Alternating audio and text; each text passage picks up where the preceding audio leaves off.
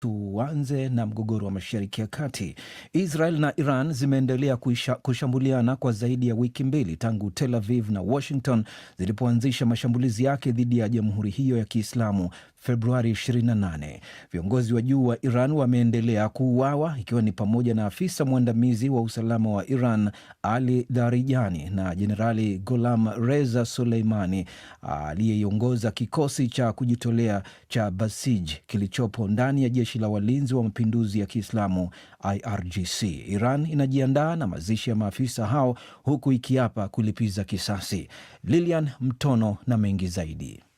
Iran imethibitisha kifo cha afisa wake mwandamizi wa usalama Ali Larijani katika shambulizi la anga lililofanywa na Israel pamoja na Jenerali Gholam Reza Soleiman, kiongozi wa kikosi cha kujitolea cha Basij.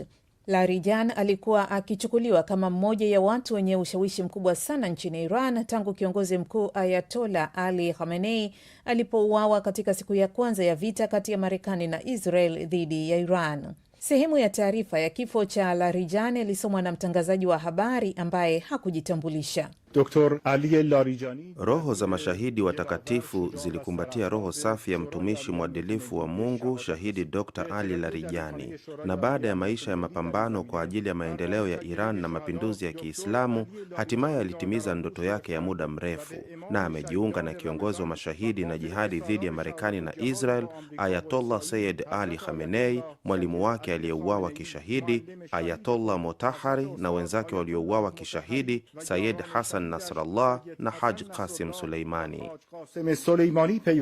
Tehran imesema Larijani, mwanaye na walinzi wake kadha walifariki katika shambulizi hilo la Jumanne. Baraza la usalama la Iran lilimpongeza Larijani kwa utumishi uliotukuka wa miaka mingi. Larijani, spika wa zamani wa bunge na mshauri mkuu wa sera, alikuwa akimshauri Khamenei kuhusu mazungumzo ya nyuklia na utawala wa Rais Donald Trump. Shirika la habari la Fars nalo lilichapisha taarifa ya kifo cha Jenerali Gholam Reza Soleimani. Kikosi cha walinzi wa mapinduzi wamemtolea heshima na kumpongeza kwa kuuawa kwa heshima kama shahidi, na kuongeza kuwa wapiganaji wa Basij kamwe hawataacha kulipiza kisasi kutokana na kifo cha kiongozi wao. Mbali na taarifa hizo za vifo, mataifa ya Ghuba yameendelea kukabiliwa na mashambulizi ya makombora na droni kutokea Iran jana Jumanne, ambayo ilikuwa ikilenga miundombinu ya mafuta. Israel pia ilifanya mashambulizi mapya nchini Iran na Lebanon. Nchini Iraq, maafisa wanasema droni kwa mara nyingine zilishambulia ubalozi wa Marekani ulioko mjini Baghdad. Mjini Tel Aviv, kikosi cha dharura kimearifu kuwa watu wawili wameuawa karibu na mji huo katika mashambulizi ya makombora ya Iran, kufuatia ripoti za kikosi hicho kilichokuwa kikifuatilia mashambulizi ndani na maeneo yanayozunguka mji huo. Taarifa ya awali ilisema majeruhi wawili walikuwa na hali mbaya, huku polisi ikithibitisha kuanguka kwa vipande vya risasi kwenye mitaa ya Tel Aviv. Na huko Dubai kumesikika vishindo kwenye maeneo kadha, hii ikiwa ni kulingana na mamlaka ambazo zimesema mifumo ya ulinzi ya anga imekuwa ikidhibiti vitisho vya makombora na droni kutokea Iran. Umoja wa Falme za Kiarabu umesema umelengwa na zaidi ya droni 2,000 pamoja na makombora ya Iran tangu vita vilipoanza.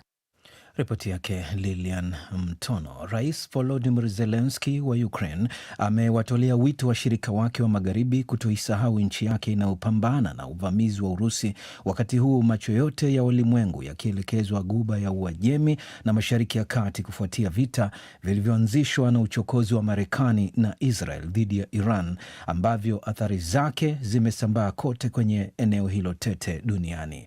Mohamed Helef na mengi zaidi. Akizungumza kwenye siku ya kwanza ziara yake nchini Uingereza hapo jana, Zelensky alijaribu kuonyesha mfanano baina ya tawala za Urusi na Iran ambazo kwa maneno yake ni ndugu wanaunganishwa na chuki zao, na kwamba tawala za aina hiyo kamwe haziwezi kuachiwa kushinda. Hata hivyo, rais huyo wa Ukraine ambaye yupo nchini Uingereza kusaka uungaji mkono wa waziri mkuu wa huko Keir Starmer, alisema mbele ya mwenyeji wake huyo kwamba bado juhudi za diplomasia ni muhimu sana kumaliza vita nchini mwake.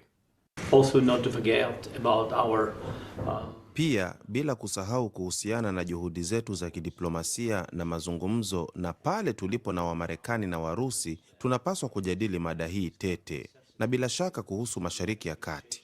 Hili lina athari kubwa kwetu Ukraine na kwa Ulaya nzima. Akiunga mkono maneno ya mgeni wake, Keir Starmer alisema licha ya vita kwenye Mashariki ya Kati kubeba uzito mkubwa zaidi kutokana na kuhusisha kwake pande nyingi kwa wakati mmoja, dunia inapaswa kuendelea kulishughulikia suala la vita vya Urusi nchini Ukraine na kulimaliza haraka iwezekanavyo.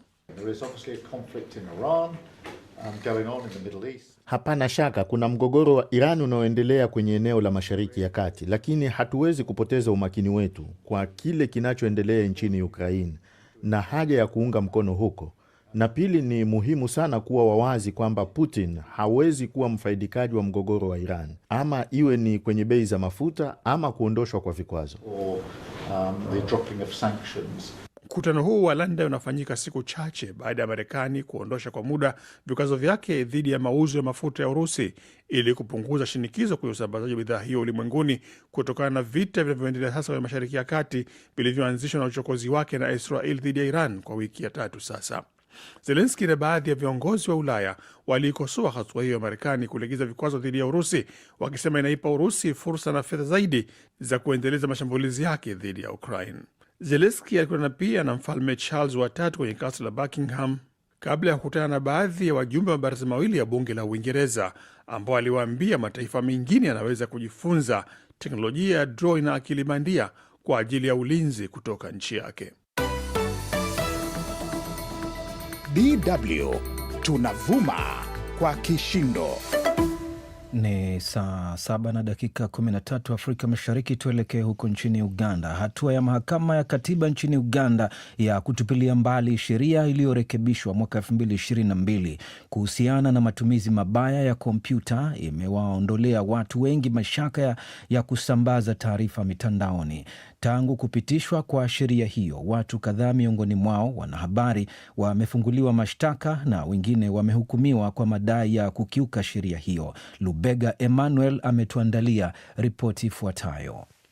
Mahakama ya Katiba imefutilia mbali sheria hiyo baada ya kusikiliza shauri lililowasilishwa na makundi ya kiraia, wanahabari na jumuiya ya wanasheria, wakielezea kuwa imekuwa ikitumiwa kuwanyima watu haki ya kutoa taarifa na uhuru wa kujieleza. Katika kipindi cha miaka 4 tangu kupitishwa kwa sheria hiyo mwaka 2022, watu kadhaa wamefunguliwa mashtaka na hata wengine kuhukumiwa kifungo jela kwa madai ya kutumia kompyuta kusambaza taarifa zilizovunja hadhi na heshima za watu mashuhuri, akiwemo rais wa nchi na familia yake. Wanahabari na wachambuzi wa masuala ya sheria wametoa maoni haya kufuatia hatua hiyo. Ilikuwa inasumbua sisi kama waandishi wa habari, kwani kama wanasema kwamba usiongee juu ya mtu kabla hajapata upande wake, mara nyingine wanajificha. Kwa hiyo sheria kama hiyo kwa upande huu ilikuwa inakandamiza mwandishi wa habari. Hatua hii inawapa Wanauganda uhuru na nafasi ya kupumua, kwa sababu kulikuwa na uoga fulani.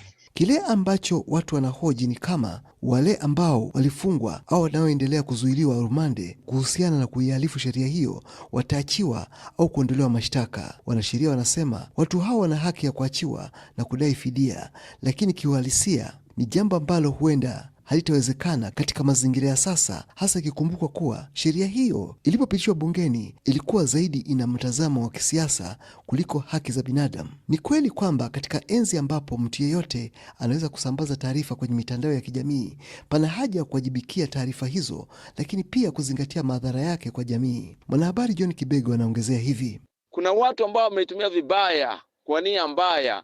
Kwa hiyo lazima sheria iwakabili, lakini sheria iwepo na itekelezwe kwa nia nzuri, itekelezwe kwa maslahi ya umma, sio kwa maslahi ya serikali ama matajiri. Majaji wote 5 wa mahakama ya katiba wamekubaliana kuwa hata mchakato wa kupitia sheria hiyo bungeni haukuzingatia taratibu stahiki, kwani spika hakutilia maanani idadi ya wabunge waliokuwemo bungeni wala kutoa nafasi mjadala kuhusu marekebisho hayo kuendeshwa inavyotakiwa. Mwanasheria George Musisi ametoa kauli hii: What Parliament did was to bring a more draconian amendment. Ilichokifanya bunge ilikuwa kupitia sheria kandamizi zaidi iliyolenga kuzuia uhuru wa umma kujieleza. Lubega Emmanuel, DW Kampala. Nam, asante sana Lubega Emmanuel kwa taarifa hiyo. Tuelekee sasa katika mgogoro mwingine ambao unaanza kujitokeza polepole kati ya Marekani na Cuba. Rais wa Cuba Miguel Diaz-Canel amemjibu Rais Donald Trump wa Marekani kuhusu matamshi yake yaliyoashiria kwamba kuna uwezekano wa Marekani kuitwa Cuba. Mtizamo huo wa Trump ambao umewakasirisha wa Cuba umetolewa wakati nchi hiyo ikizongwa na matatizo makubwa ya kiuchumi na ukosefu wa umeme. Saumu Mwasimba anaarifu zaidi. Rais Diaz wa Cuba amesema Marekani itakabiliwa na upinzani mkubwa kabisa usioyumba ikiwa itajaribu kulichukua taifa hilo la kisiwa ambalo kwa sasa linakabiliwa na hali mbaya ya umasikini ambayo watawala wake wanahangaika kujaribu kuidhibiti kutatua matatizo ya ukosefu wa umeme yanayoshuhudiwa nchi nzima. Siku ya Jumatatu wiki hii, Rais Trump aliwaambia waandishi wa habari kwamba anaamini upo uwezekano wa kuichukua Cuba. Aliyesema hayo akiwa ndani ya ikulu ya White House wakati wa kusaini sheria kadhaa za kiutendaji nchini Marekani. Katika ujumbe wake kwenye ukurasa wa X, kiongozi wa Cuba Diaz-Canel ametoa ujumbe kwa Marekani akisema Washington imekuwa ikitoa vitisho takriban kila siku vya kutaka kuupindua kwa nguvu utawala wa kikatiba wa Cuba. Na mtizamo huu wa Marekani ndio kitu pekee ambacho kinaonyesha uhalisia wa vita vikali vya kibiashara inavyovifanya dhidi ya Cuba kuadhibu umma wote wa taifa hilo. Hivi sasa Cuba inakabiliwa na tatizo kubwa la umeme na Rais Donald Trump kwa wiki kadhaa amekuwa akirudia kauli moja tu kwamba taifa hilo liko ukingoni kuporomoka kabisa. Washington imeongeza shinikizo la kiuchumi dhidi ya Cuba ikilenga kuikatia uwezo wa kuingizia fedha ya kigeni na mafuta. Shinikizo hilo lilishika kasi baada ya utawala huo wa Trump kuendesha operesheni kubwa ya kijeshi mnamo mwezi Januari ya kumkamata rais aliyekuwa madarakani nchini Venezuela Nicolas Maduro kutoka mjini Caracas na kumsafirisha hadi Marekani. Hatua hiyo iliondolea Havana mmoja wa washirika wake muhimu kabisa ambaye amekuwa kwa miaka akiunga mkono Cuba, na hasa kwa kuisaidia kuipatia mafuta kutokana na nchi hiyo kuwa chini ya vikwazo vya kibiashara iliyowekewa na Marekani. Kwa sasa Cuba ni moja mataifa yanayopitia wakati mgumu kabisa wa hali mbaya ya migogoro ya kiuchumi ambayo haijapata kuonekana tangu mapinduzi yaliyoongozwa na Fidel Castro mnamo mwaka 1959. Msemaji wa naibu katibu mkuu wa Umoja wa Mataifa Farhan Haq jana Jumanne alifafanua kile kinachoendelea nchini humo.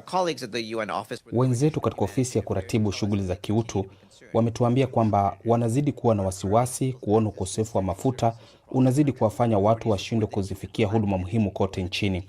Mamlaka pia zimeripoti kwamba katika mwezi Februari peke yake wameshindwa kufanya upasuaji wa wagonjwa 50,000. Serikali mjini Havana iko kwenye hali ngumu sana ya shinikizo, huku Washington ikitekeleza sera yake ya kuzidi kuitia kishindo Cuba, ikizuia usafirishaji mafuta na ikisema waziwazi kwamba inataka kuufikisha mwisho mvutano wa takriban miongo 7 kati yake na taifa hilo ambalo limekuwa chini ya utawala wa chama kimoja cha kikomunisti.